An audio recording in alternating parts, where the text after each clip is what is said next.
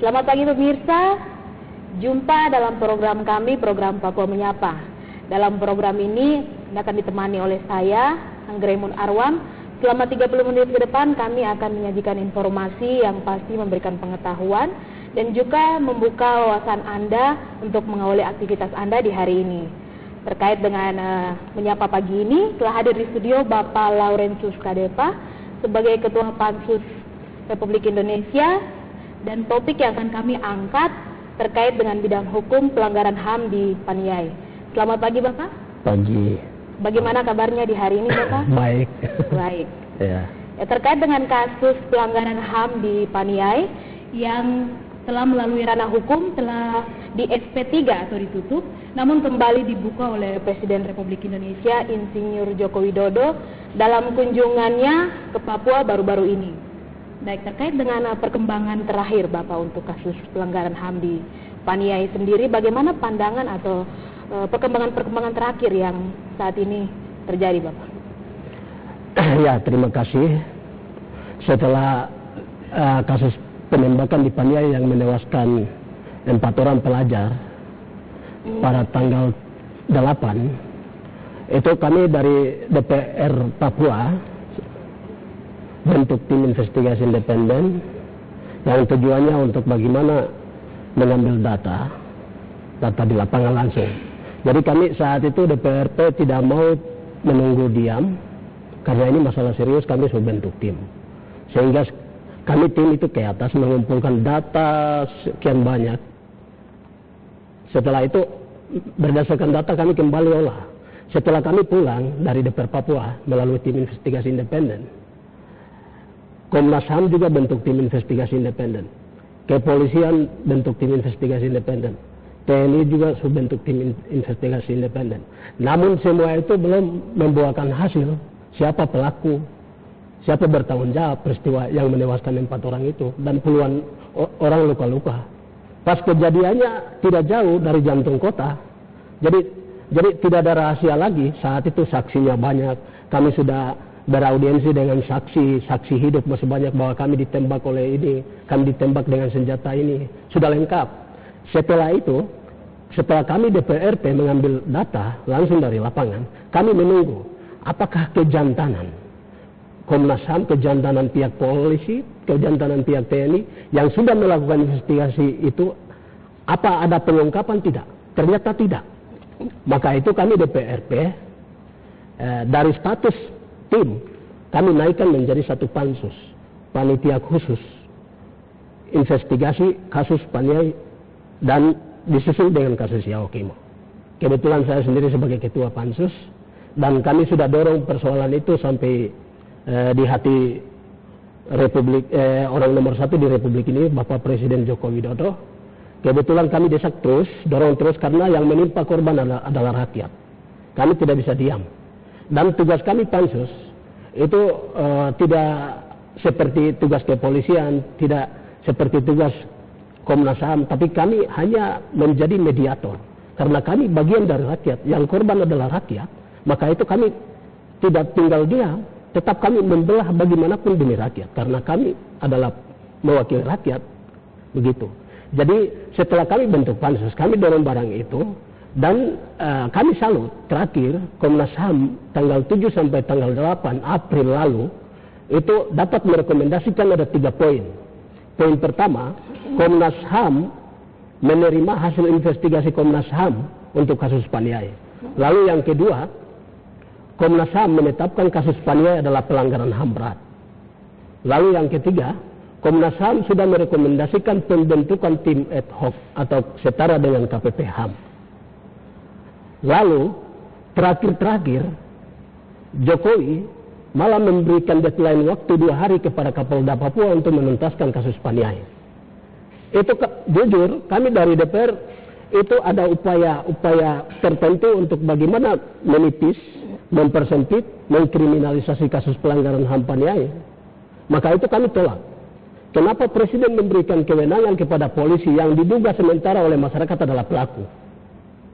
Kenapa Jokowi tidak memperkuat, tidak mendukung kerja Komnas HAM? Kerja Komnas HAM yang sudah merekomendasikan pembentukan KPP HAM. Makanya di situ Pak Presiden keliru sedikit. Maka kami himbau kepada Pak Presiden segera mendukung kerja Komnas HAM yang sudah merekomendasikan pembentukan KPP HAM untuk menyelesaikan masalah paniai melalui pengadilan HAM. Baik, terkait kasus ini saya melihat tadi penjelasan bahwa ada di situ Tua Pansus sendiri yang punya rakyat ya Bapak ya? Iya. Oke, baik pemirsa jangan kemana-mana karena kami akan kembali setelah jeda berikut ini.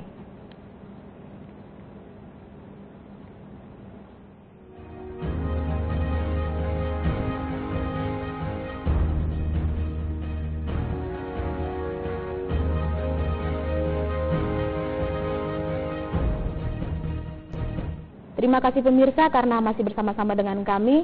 Kami membuka line interaktif bagi masyarakat Papua yang ingin berdiskusi langsung bersama tim dari Pansus Republik Indonesia terkait kasus paniai di nomor 0967 551 891. Baik Bapak, terkait dengan data-data 4 orang pelajar SMA dan 18 orang yang telah 4 orang yang tadi telah meninggal dan 18 orang yang menjadi korban yang sampai saat ini, siapa yang bertanggung jawab atas keberadaan mereka? Karena terkait dengan kasus ini mereka mengalami trauma dalam kasus penembakan ini, bahkan untuk proses pemulihan dari penembakan mereka seperti apa Bapak?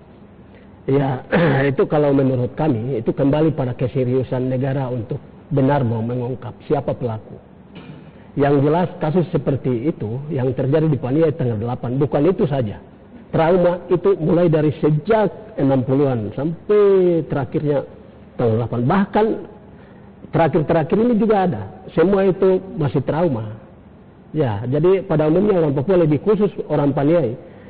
Hanya kita mau bagikan SMS saja sekarang sudah pendidikan sudah tidak betul.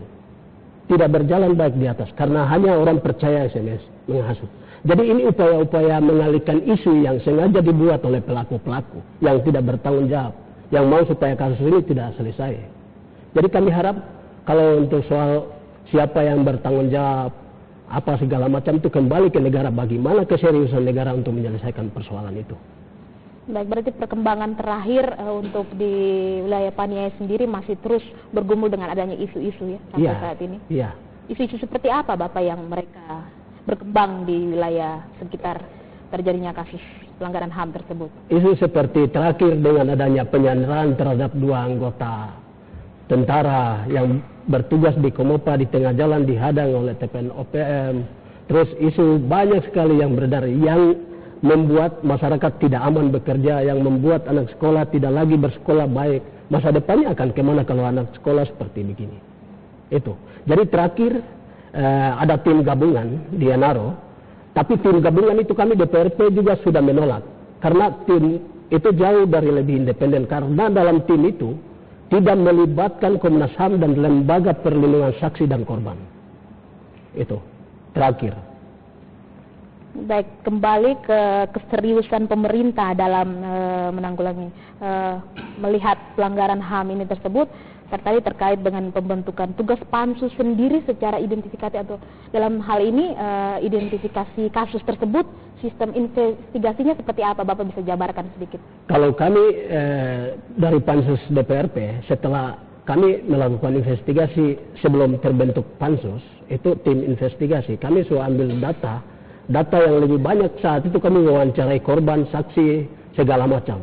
Itu versi kami, versi DPRP. Versi kepolisian juga ada, versi Pangdam ke TNI juga ada, versi Komnas HAM, versi pokoknya semua punya versi. Tapi kami versi DPR itu sudah terjadi pelanggaran HAM berat. Maka itu negara serius menyelesaikan persoalan itu. Sebelum persoalan itu mencoreng nama baik kedaulatan negara, hukum di mata dunia. Baik, Komnas HAM sendiri dalam hal ini telah perkembangan terakhir apa yang dibuat karena terkait dengan pelanggaran HAM ini? Yang saya duga itu Komnas HAM masih tidak diberikan kebebasan sepenuhnya oleh Jokowi. Kenapa? Terakhir, Jokowi, Presiden Republik Indonesia, tidak lagi memberikan kewenangan ke Komnas HAM untuk menyelesaikan masalah Paniai secara total, full. Malah Presiden memberikan kepercayaan kepada institusi kepolisian untuk menyelesaikan. Masyarakat tidak terima hal itu. Jadi masyarakat tidak mau terima dengan unsur paksa, dengan kekuatan turun untuk mau menggali mayat dengan alasan hanya otopsi. Itu jelas masyarakat menolak. Kecuali dalamnya libatkan Komnas HAM atau lembaga perlindungan saksi korban, itu baru masyarakat bisa terima karena independen pasti hasilnya. Kalau TNI, polisi itu tetap hasilnya versi mereka. Masyarakat korban. Siapa yang bertanggung jawab? Itu. Baik, berarti kita berbicara soal hukum adat yang dipercaya dari masyarakat sekitar, sehingga ketika keseriusan pemerintah mau turun untuk melihat mayat tersebut, harus ada semacam koordinasi ya dari masyarakat adat sendiri ke pihak terkait. Bagaimana pandangan Bapak untuk terkait lingkungan seperti itu, Bapak? Kalau saya jujur, saya dari ME ya, dari Paniai. Kalau soal adat kita masih kental. Yang jelas untuk soal ada isu wacana dari pihak tertentu untuk menggali dengan alasan otopsi, itu sangat bertentangan dengan adat istiadat saya. Yang saat itu kalau mati di medan perang, dikuburkan situ di tempat itu. Mati di hutan, kuburkan di atas, di hutan. Mati di pinggir kali, ya kuburkan juga di situ. Makanya mereka juga korban mati di lapangan situ, jadi harus kuburkan, tidak bisa digali kembali dan dipindahkan. Itu bertentangan dengan adat istiadat. Jadi soal mau otopsi dengan alasan menggali kuburan lalu mau memindahkan tempat, sangat bertentangan dengan adat istiadat saya. Mungkin adakah satu solusi yang ketika pemerintah ingin menseriusi kasus ini, mereka harus kembali ke mayat dan untuk melakukan otopsi? Adakah mungkin solusi dari pihak-pihak seperti lingkungan Bapak yang Bapak selama ini lihat, mungkin ada? Atau kalau saya pikir mau otopsi dengan cara menggali mayat itu bukan solusi. Yang jelas keterbukaan saja. Siapa pelaku, ungkap saja. Kalau kita mau dengan alasan otopsi kita mau gali mayat, itu tambah masalah baru. Itu bahaya buat kita punya kehidupan ke depan sebagai anak adat, sebagai orang adat, sebagai orang budaya. Jadi solusinya bukan dengan cara menggali mayat, tapi solusinya coba berani tidak menunjuk atau berani tidak mengungkap saya pelaku. Ya. Terima kasih pemirsa karena kami telah menemani Anda selama 30 menit untuk informasi. Jangan kemana-mana setelah jeda yang berikut ini.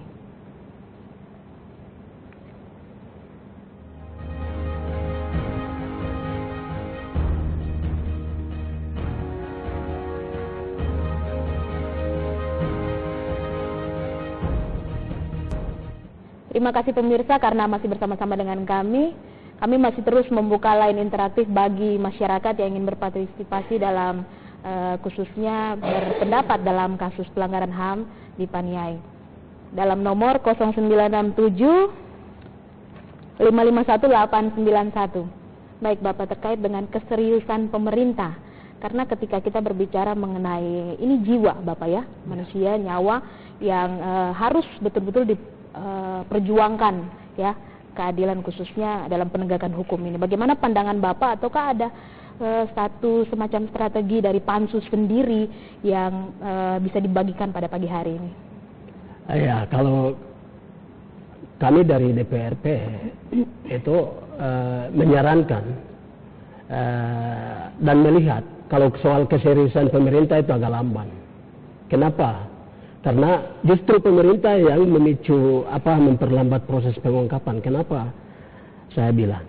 Jadi presiden yang seharusnya ikut jeli melihat persoalan itu dan rananya seperti apa. Jadi sebenarnya presiden mendukung Komnas HAM tadi. Jadi itu yang tadi saya bilang, Jokowi orang pemerintahan nomor 1. Saya bilang tidak serius karena itu. Kenapa tidak langsung mendukung jalan pintas saja sesuai? Kenapa ada Komnas HAM? Kalau gitu Komnas HAM dibubarkan saja kalau tidak mau hargai kerja-kerja Komnas HAM. Jadi saya harap kembali kepada beberapa tamu ke Pansus HAM kemarin, mulai dari tamu Komnas Perempuan datang, saya menyarankan juga kembali ingatkan kepada Pak Jokowi untuk masalah kasus Paniai yang pantas diselesaikan itu dari Komnas HAM. Komnas HAM. Makanya pemerintah harus sepenuhnya mendorong Komnas HAM untuk membentuk KPP HAM. Begitu. Baik, ini terkait dengan penjelasan Bapak tadi, sudah ada jalan namun pemerintah masih terus berputar-putar ya Bapak. Iya, kami ada menduga mungkin di belakang presiden ada orang-orang yang sedang mengatur dia untuk iya. Jadi seharusnya itu Komnas HAM selesaikan dengan rekomendasi mereka, yaitu pembentukan KPPHAM. Baik, secara investigasi data yang ada sudah terdata dengan sangat sistematis, namun belum ada pergerakan ya dari pemerintah. Dalam hal ini Komnas HAM sendiri sudah siap, tim pansus sendiri, bahkan ada beberapa perkembangan, ada terbentuknya tim baru. Ya, kalau tim yang jelas itu harapan kami, tim ad hoc itu harapan kami segera terbentuk sehingga itu satu jalan solusi untuk penyelesaian masalah paniai. Bukan oleh polisi dengan cara menggali mayat, bukan oleh TNI dengan cara memaksa rakyat untuk mau otopsi, tidak. Tapi kami harapkan harus bentuk tim ad hoc sehingga tim ad hoc ini lebih independen bekerja supaya hasilnya juga independen gitu. Ya. Baik, kalau kita lihat kembali tentang ini disoroti pelanggaran HAM ya, indikasi-indikasi yang mendasar dari alasan pelanggaran HAM ini Bapak bisa berbagi sedikit bagi pemirsa? Iya, kalau soal paniai adalah satu pelanggaran HAM berat, itu menurut kami versi DPRP itu wajar karena di atas itu banyak sekali yang terjadi di luar tindakan kemanusiaan. Pertama, itu saat diawali dari pondok Natal yang seharusnya saat itu suasana Natal, tapi terjadi seperti itu. Lalu yang kedua, saat itu pemuda menegur motor yang lewat tanpa lampu, menegur. Terus motor digunakan oleh aparat keamanan, diduga oleh aparat keamanan, ditegur, malah dilawan. Lalu besoknya, ya awal kejadiannya seperti itu. Lalu yang ketiga, korban adalah pelajar dan lebih kepada anak-anak. Lalu korban adalah pegawai negeri sipil dan mama-mama. Dan korban adalah anak-anak sekolah. Dan korban tidak memegang alat tajam, parang, anak panah atau senjata. Jadi korban pas di lapangan terbuka, depan kantor dan ramil, depan kantor polisi, depan kantor distrik, di jantung kota, jam 9 pagi. Dari semua itu kami akumulasi dari versi kami. Kami bukan orang hukum, tapi dari melihat keterangan saksi dari kejadian-kejadian itu kami mampu menyimpulkan masalah paniai adalah masalah pelanggaran HAM berat yang negara harus tanggung jawab. Itu. Baik, terkait dengan korban tadi 4 orang pelajar yang telah meninggal, bagaimana trauma yang dialami dari pelajar-pelajar? Apakah mengganggu aktivitas daripada proses belajar mengajar itu sendiri? Yang jelas sampai saat ini pendidikan di paniai sudah tidak aman. Bermula dari kejadian peristiwa tanggal 8 itu, yang lebih banyak korban adalah pelajar. Maka itu saya harap kalau ke depan pendidikan mau berkembang, kan mereka aset bangsa. Negara harus serius menangani itu. Negara harus mampu menjamin keamanan di atas supaya pendidikan berjalan baik. Saya dengar informasi di atas terakhir pendidikan sudah tidak berjalan baik. Kepala suku, kepala adat, pihak korban dipaksa sana sini dengan alasan mau menggali mayat, hanya mau otopsi. Jadi itu tidak betul. Justru itu mempersulit situasi, memperkeruh situasi, dan itu justru menambah persoalan baru yang seharusnya tidak boleh memaksa itu. Baik, kembali ke kasus proses kronologi kejadian yang tadi dijelaskan oleh Bapak sendiri, bagaimana kita melihat di situ ada krisis semacam psikologi ya, ketika seorang anak menegur seorang yang menggunakan kendaraan bermotor tadi, namun diresponnya di sini bagaimana pandangan Bapak ketika seorang anak menegur bagaimana pandangan Bapak? Ya, saya tertawa saja, lucu, ini keliru persoalan itu. Kok anak menegur, yang benar balasannya dengan pukulan? Itu saya anggap lucu. Jadi jujur di atas untuk memberikan keterangan, para korban memberikan keterangan harus didampingi oleh lembaga yang berkompeten. Dalam hal ini lembaga perlindungan saksi dan korban. Tanpa mereka pasti trauma. Kalau mereka ini mau memberikan keterangan kepada tim gabungan, tapi kalau tidak masih trauma. Orang tidak bisa memberikan keterangan, sekalipun TNI Polri butuh keterangan yang lebih untuk mengungkap. Tapi masyarakat tetap tidak akan memberikan, tidak aman bagi mereka untuk memberikan keterangan. Dan kepada siapa mereka memberikan keterangan? Sementara mereka juga mereka adalah pelaku. Itu persoalan. Jadi sampai saat ini perkembangan yang terakhir masih di sekitar proses trauma akibat penembakan tersebut ya? Masih. Bagaimana masyarakat merasa itu suatu hal yang mungkin baru di lingkungan mereka sehingga mempengaruhi proses bagaimana mereka berbicara atau memberikan informasi kepada pihak-pihak tertentu. Yeah. Baik, pandangan Bapak sendiri untuk proses-proses ini, kira-kira apa langkah dekat yang kita bisa ambil untuk tugas Pansus sendiri ataupun mungkin sudah bermitra dengan Komnas HAM, langkah-langkah dekat karena ini berbicara soal waktu. Ketika dalam kondisi trauma berarti akan trauma berkepanjangan ini Bapak. Yeah. Bagaimana kita cepat mengambil solusi? Bagaimana pandangan Bapak untuk itu? Pendapat saya bagaimanapun harus kembalikan ke ranah Komnas HAM.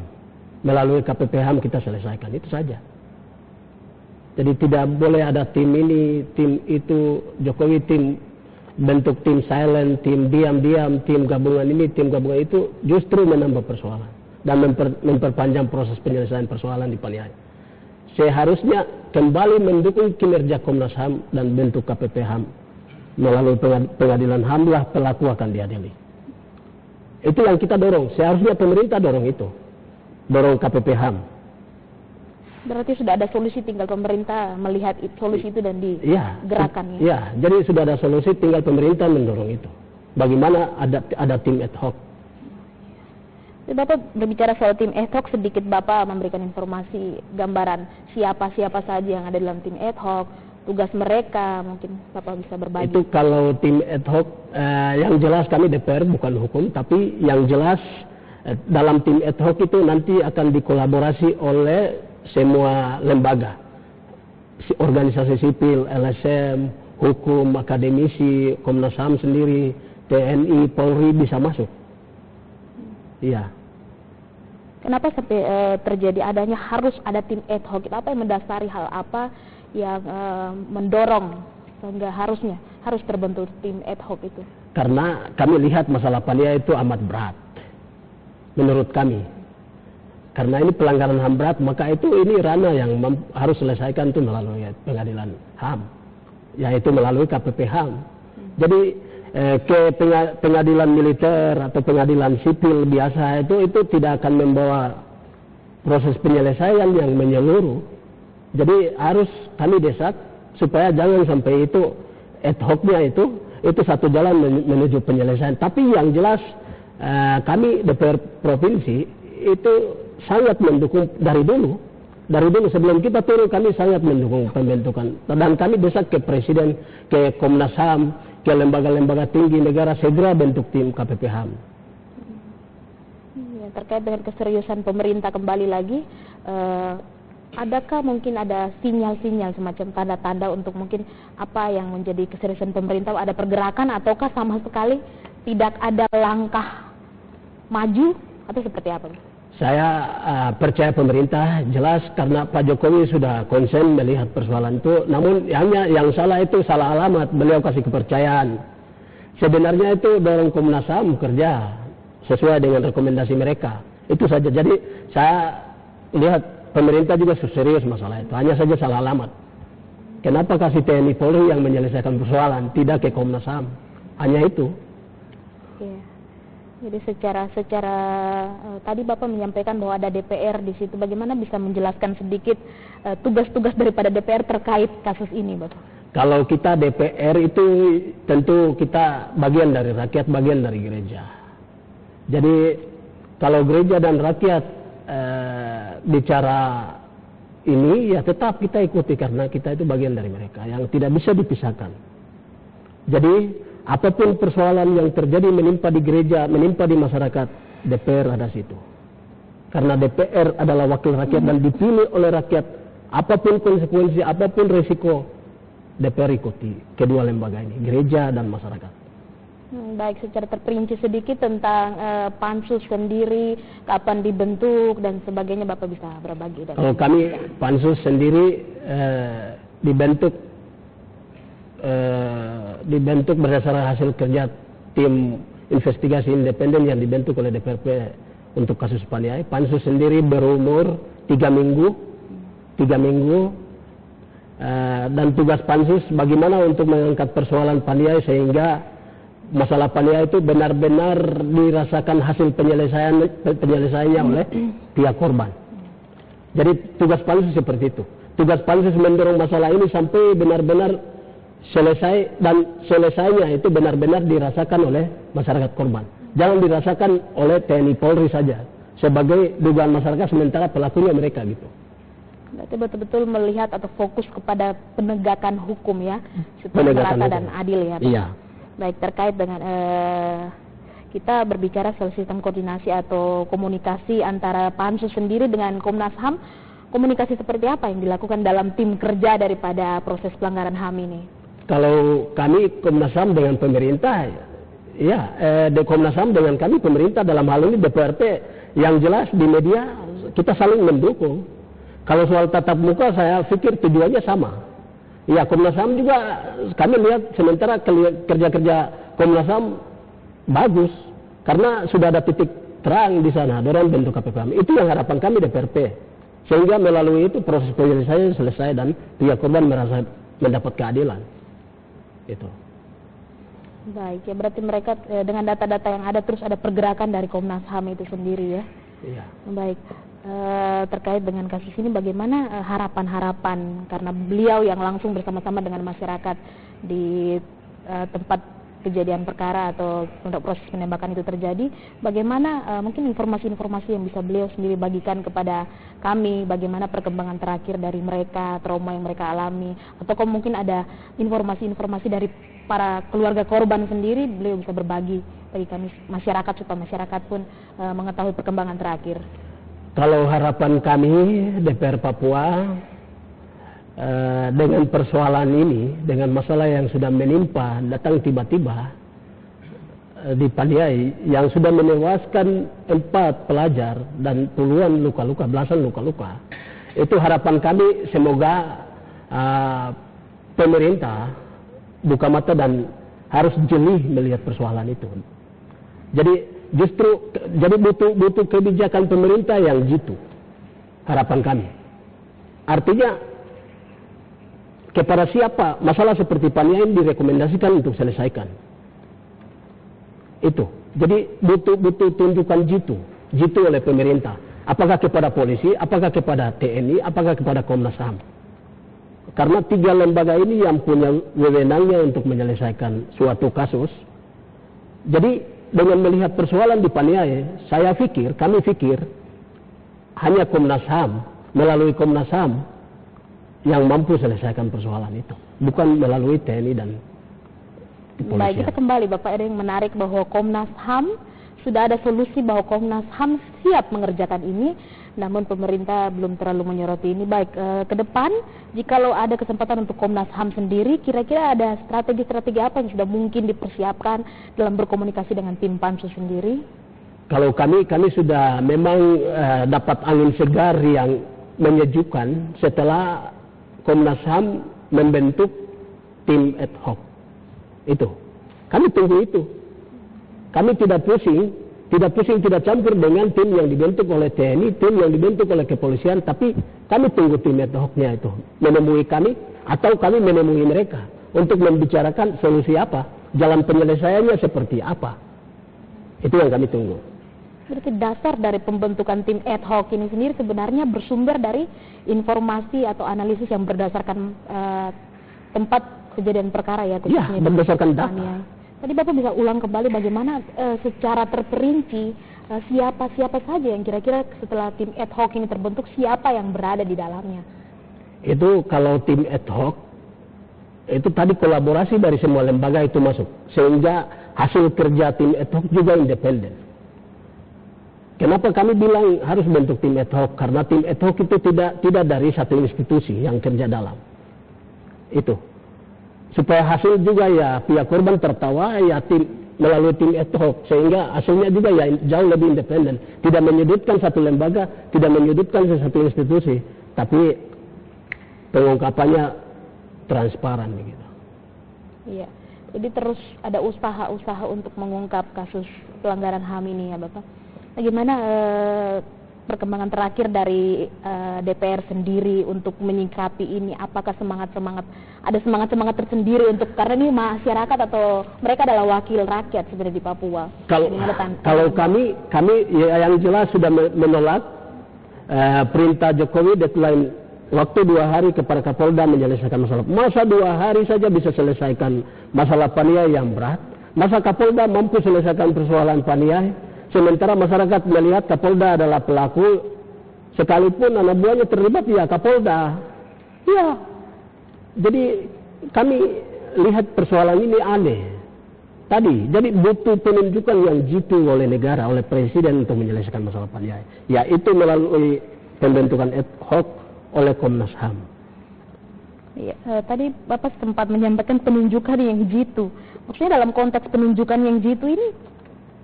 Ya, penunjukan jitu maksudnya penunjukan kepada lembaga yang berwenang. Itu maksud saya. Lembaga yang berwenang. Jangan seakan-akan kita sengaja mengalihkan isu, sengaja memutarbalikkan fakta, yang intinya, yang ujungnya rakyat jadi sengsara. Iya. Jadi orang Paniai adalah aset negara. Mereka bagian dari NKRI yang tidak bisa dipisahkan oleh apapun, sehingga keadilan juga berlaku buat mereka dalam negara ini. Baik, terkait dengan 2 hari menyelesaikan masalah kasus Paniai, bagaimana pandangan Bapak tentang itu? Itu 2 hari itu tidak mungkin. Setelah kami tolak, Jokowi beri deadline waktu 2 hari kepada Polda, kami tolak. Lalu kedua bentuk lagi tim gabungan, sekarang ada di Enaro, Paniai, tim gabungan itu. Kami melihat dalamnya itu tidak dilibatkan dengan Komnas HAM dan Lembaga Perlindungan Saksi Korban. Mana independensinya nanti kerjanya? Full TNI Polri. Di mana Komnas HAM? Di mana Lembaga Perlindungan Saksi dan Korban? Jadi upaya-upaya cari sensasi tidak tahu seperti apa yang mereka cari. Ya baik, selama 2 hari ini kira-kira waktunya ditetapkan pada tanggal berapa sampai tanggal berapa itu? Itu 1 minggu lalu. Tapi setelah itu kita gagal. Semua orang menolak itu. Bentuk lagi tim kedua dan sekarang ada di Nautalit. Dan ada kabar masyarakat Paniai dalam hal ini pihak korban sudah menolak tim itu juga. Berarti 2 hari pertama yang ditetapkan sebagai sudah dinyatakan gagal ya, dan gagal. Sekarang yang berkembang terakhir? Yang berkembang sekarang tim gabungan ada di Paniai dan dikabarkan, saya dapat kabar dari masyarakat. Masyarakat sudah menolak tim itu juga. Alasannya? Ya, alasannya mau otopsi bagaimana? Ini bertentangan dengan adat kalau kembali ke adat. Kalau kembali ke adat. Lalu yang kedua, kenapa polisi yang datang? Kenapa TNI yang datang? Kenapa tidak tim independen? Baik, berarti semacam satu pandangan masyarakat sudah terbentuk. Sudah terbentuk. Memang terjadi karena persoalan itu bukan persoalan baru. Persoalan pelanggaran HAM itu sudah dari sejak 60 dan itu sudah biasa bagi masyarakat. Baik Bapak, kesimpulannya seperti apa untuk mengharapkan keseriusan pemerintah? Ya, kesimpulannya kepada saya berani ditunjukkan kepada Presiden Republik Indonesia, Insinyur Haji Joko Widodo, butuh keseriusan beliau untuk menunjuk lembaga yang jitu tadi, lembaga yang pantas selesaikan persoalan Paniai, yakni Komnas HAM. Kami DPRP sendiri sudah mendukung Komnas HAM karena Komnas HAM sudah merekomendasikan pembentukan ad hoc. Dan kami DPRP menunggu ad hoc-nya itu. Itu baru kami kerja. Kalau dari polisi, tentara, kami DPRP tetap akan menolak. Karena hasilnya tidak sesuai dengan apa yang diinginkan oleh masyarakat korban. Baik, berarti terkait dengan ini terus mengharapkan keseriusan pemerintah dalam melihat kasus ini tentang kasus pelanggaran HAM ya. Bagaimana kesiapan-kesiapan yang terus dilakukan. Terima kasih Bapak. Baik pemirsa, terima kasih karena Anda masih bersama dengan kami. Yang pastinya kami telah menyediakan informasi selama 31 jam kami telah menemani Anda. Semoga informasi pagi hari ini bermanfaat bagi Anda. Dan pastikan Anda tetap mengikuti kami dalam program Papua Menyapa berikutnya, karena kami akan mengangkat terkait kasus Paniai dalam ranah hukum adat. Terima kasih atas kebersamaan Anda. Selamat beraktivitas dan sampai jumpa. Sukses selalu menyertai masyarakat Papua.